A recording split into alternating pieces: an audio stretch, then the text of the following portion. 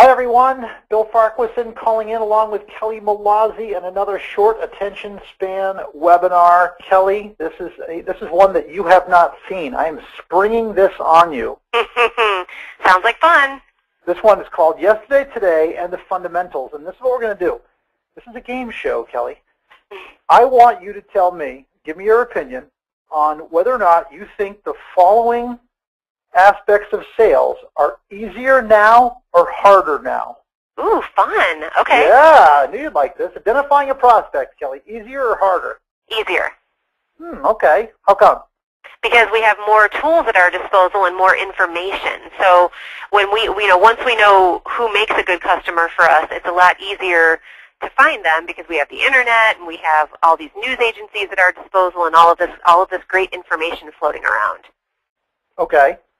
And prior to today, what did we use? So I guess the caveat to this is that everybody used to be our prospect. So I guess in that respect it's harder, but yeah, we used to just either pick up the phone and call places, or we would just look in the phone book, or I would just go into buildings and canvass buildings and just go everywhere. But now security is, a lot more difficult and makes things a little tighter. So I guess I shouldn't have answered as quickly as I did. That's all right. No, I think you got it right. I think it's definitely easier. Now, finding a name, finding the name of someone to talk to, easier or harder? I'm still going to go with easier because I am a huge fan of LinkedIn. I use LinkedIn all the time when I'm doing research on a company. Once I've identified the company, because there are lots of ways to use LinkedIn, the company's website, and Hoovers and things like that are out there. Redbooks, all kinds of directories are there for us to help us figure out who we should be talking to. Okay, I think I agree with you there. I think finding a name back then really meant calling up and saying, who should I talk to? Yes, because a receptionist answered the phone when you called. Exactly. Mm-hmm. And that particular process, if you will, or method was probably easier then, probably harder now because there is no receptionist and you can't get through it. That's a lot more voicemail. Or they or they say they're not allowed to give you the information, which is and is not true. So.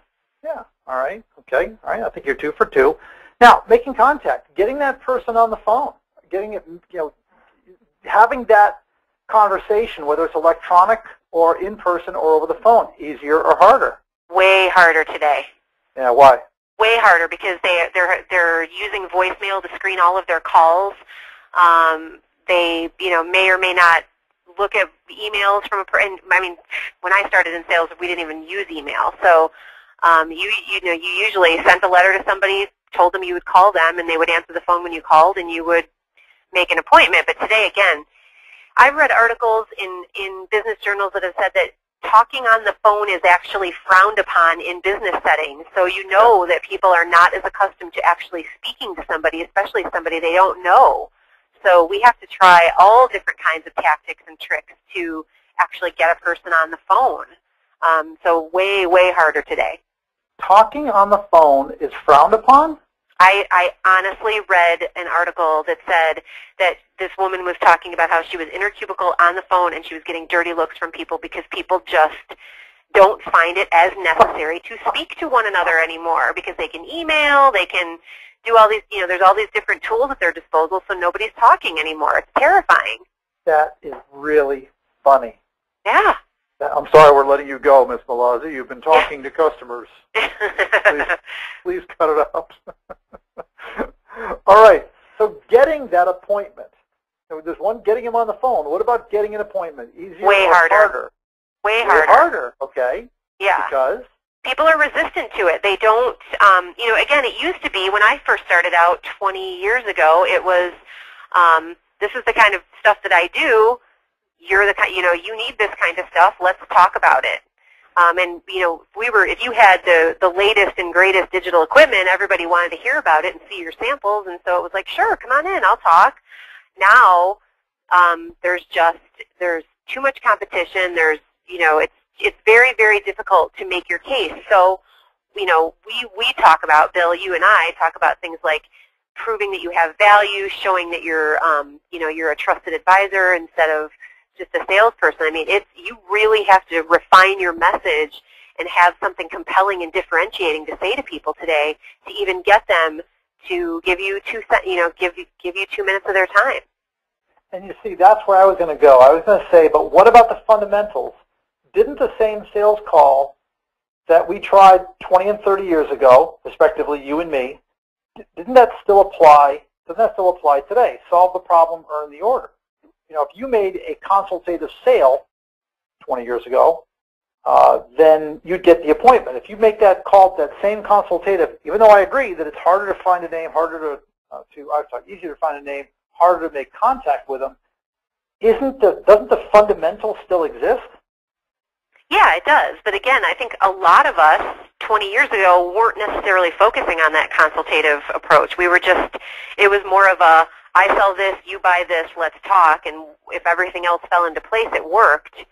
And today, again, there's a lot, again, I feel like there's a lot more competition. It's harder to differentiate yourself from the competition, and people aren't seeing the need as much. So our main focus today has to be showing that person on the other end of the phone why they can't live without you, we have to make them so curious and so interested in what it is that we have to offer, which, by the way, needs to be ideas and solutions, not this product, not these envelopes, not this postcard. It has to be focused on ideas and solutions. So yeah, if you were selling that way 30 years ago, the same thing would apply today, but there's no question you have to do that today or you're just not going to get anybody's attention. Okay. All right. Competition, easier or harder? That's tricky because I've always had a lot of competition. So to me, I mean, it's not nearly one of the biggest concerns that I have, because if you have trust and confidence in yourself and in your products and services, you know, the competition really shouldn't be an issue. But so it's really more about understanding truly what that means. Well, are they undercutting you more today? Actually, that's a good point, and there's more of it. So I would have to go with competition as today is harder because we're competing against offshoring, we're competing against online suppliers, we're competing against batch runners and gang runners and things like that that are cutting our prices. So we have to, going all the way back up to the top of this list, we have to be smarter about and more honest with ourselves about who our real prospects are, people that are open to doing business with us and that aren't just out there shopping for the cheapest price. So it's certainly more complicated. Okay. And yeah, so I'd say harder. I think it's harder. All right. And then finally, keeping the customer, easier or harder? I would say it's harder probably, because I feel like 20 years ago, once you really got in with somebody, there was this loyalty and this feeling of appreciation and a mutual dependence and mutual respect. I'll never forget, in about my third year of selling, one of my customers actually conducted a vendor appreciation luncheon and took us all out to lunch. My God. And that completely blew me away. I mean, they had $1 billion year. They had a great year. But to be taken out to lunch in a group by your client, it only happened to me one time.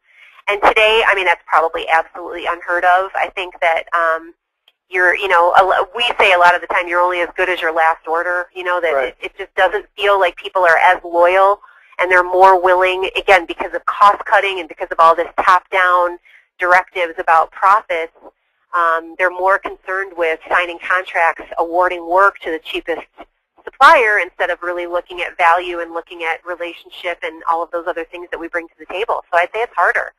All right, Kelly. Well, I certainly made you work today, didn't I? That was fun. All right. All right. Well, maybe we'll do it again. We'll call it the lightning round. But you did great. And everyone, we will talk to you next week. In fact, if you want to share some opinions, you can email either one of us. You can find us. I think Kelly's information is on my website, which is you can go to Aspire4 or theSalesChallenge.com. But thank you for your attention today. We will talk to you on next week's Short Attention Span webinar. Kelly, great job. Thanks, Bill. That was fun. That was really fun. We should do all of them this way.